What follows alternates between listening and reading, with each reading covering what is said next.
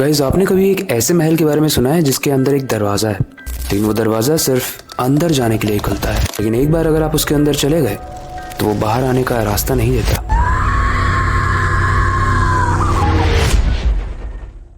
लोग कहते हैं इस दरवाजे के पीछे एक रूह का बसेरा है, एक ऐसी रूह जो इंसान हुआ करती थी, लेकिन आज वो एक नफरत में डूबी हुई आत्मा बन चुकी है। आज की कहानी एक ऐसे रूह, ऐसे आत्मा की है जिसका गुस्सा सिर्फ एक चीज चाहता है, इंसानी खून। लेकिन आगे बढ़ने से पहले, हेलो गाइस, मेरा नाम है अविनाश कुमार और आप देख रहे हो हॉरर स्टोरीज।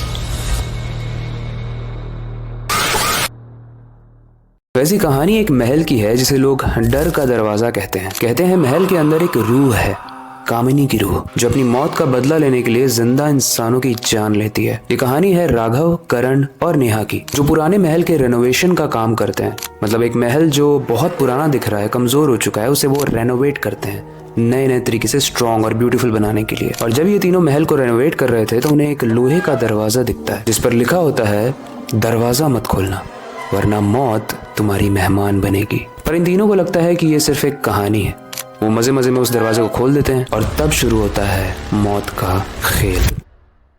जैसे ही वो तीनों उस दरवाजे को खोलते हैं, अंदर जाते ही उन्हें एक मूर्ति मिलती है। वो मूर्ति एक औरत की प्रतीत होती है और उसके नीचे लिखा होता है कामिनी। पहले यहाँ तक तो सब कुछ नॉर्मल था। वो अपने कैंप में सोने चले जाते हैं और राघव जब सो रहा होता है तो उसे एक औरत की हंसने की आवाज आती है। जब वो उस आवाज का पीछा करते हुए अपने टेंट से निकलकर बाहर देखता है तो वो देखता है कि सफेद कपड़ों में एक औरत महल के अंदर जा रही है। अब जैसे ही राघव सोचता है कि वो उसका पीछा करेगा, वो औरत हवा में गायब हो जाती है। पहले उस दिन तो वो बच जाता है, लेकिन जल्दी ही वो कामिनी का एक असली चेहरा दिखने वाला था। करण अपने रूम में अपने बाल को मिरर में देखकर सेट कर रहा होता है, तभी उसे अचानक से एक औरत का चेहरा दिखाई देता है। अब जैसे जैसे करण मिरर के पास जा रहा है उसे देखने के लिए, मिरर की तरफ वाला चेहरा भी करण के पास आ रहा था। लेकिन जैसे ही करण अपनी आंखों को झपक के वापस से और पास जाता है, वो सब कुछ गायब हो जाता है। उसके बाद करण अपने काम में चला जाता है, लेकिन धीरे धीरे रात हो जाती है और जब वो अपने बेड पर सोने जाता है तो उसके बेड के नीचे से किसी के रोने की आवाज आती है। जैसे ही करण बेड के नीचे झुक कर देखता है, जो बिल्कुल नहीं देखना चाहिए,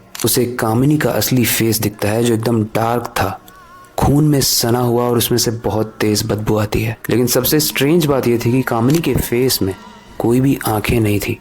मतलब एक बिना आंखों वाला फेस जो बहुत डरावना था। जैसे ये लोग आपस में डिस्कस करते हैं, वो तीनों लोकल विलेजर्स के पास जाते हैं कि एक्चुअली में इसकी बैक स्टोरी है क्या, ये कौन है ये कामिनी और क्यों हॉन्ट कर रही है लोगों को। तो उन तीनों को वहाँ के विलेजर्स बताते हैं कि दरअसल कामिनी एक नौकरानी हुआ करती थी जो उस महल में बहुत लंबे समय से काम कर रही थी। उस महल के राजा ने कामिनी के साथ शारीरिक संबंध तो बना लिए थे और उन्हें शादी करने का वादा भी किया था, लेकिन वो राजा कामिनी को धोखा देता है और उसे महल से निकाल देता है। जब कामिनी अपना हक मांगने के लिए उस राजा के पास जाती है तो वो राजा इसका गला घोटकर महल के बेसमेंट में बंद कर देता है। बहुत दिनों तक खाना पानी ना मिलने की वजह से कामिनी वहां पर सड़कर मर जाती है।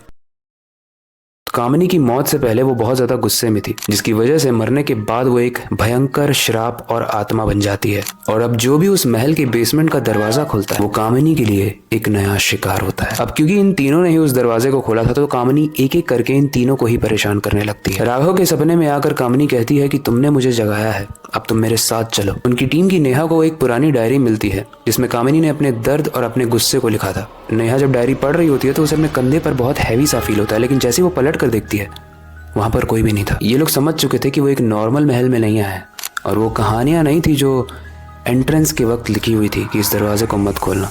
तीनों ही वहां से भागने की कोशिश करते हैं, लेकिन वो दरवाजा पूरे तरीके से बंद हो चुका था। अंदर का माहौल काफी डरावना था, तेज हवाएं चल रही थी और सिर्फ कामिनी की हंसी की आवाज आ रही थी। इस इंसिडेंट से बचने का सिर्फ एक ही सोल्यूशन था, कामिनी की जो मूर्ति थी उसे तोड़ देना। तो तीनों ही भाग कर कामिनी के मूर्ति के पास जाते हैं ताकि वो इसे तोड़ दें और इसकी रूह आजाद हो जाए। लेकिन जैसे ही वो उस मूर्ति के पास जाते हैं उससे पहले कामिनी का भूत उनके सामने आ जाता है। कामिनी तीनों का ही गला तेजी से दबाने लगती है। वो लोग सांस भी नहीं ले पा रहे थे, लेकिन तभी उन्हें उसी मूर्ति के नीचे एक लिखा हुआ मंत्र दिखा। अब क्योंकि इन तीनों में से नेहा ही थी जिसको संस्कृत आता था, तो वो उस मंत्र का उच्चारण करने लगती है और जैसे ही वो उस मंत्र के आखिरी वर्ड को पढ़ती है, कामिनी बहुत तेजी से चिल्लाती है।